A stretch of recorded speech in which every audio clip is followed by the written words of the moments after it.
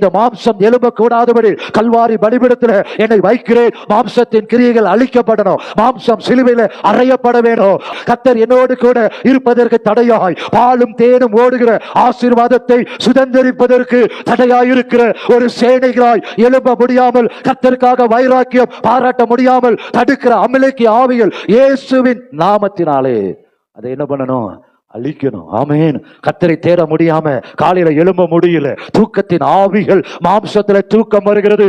காலையில எழும்ப முடியல. இன்னும் கொஞ்சம் உறங்கட்டும், இன்னும் கொஞ்சம் படுக்கட்டும் என்று மாம்சம் போராடுகிறது.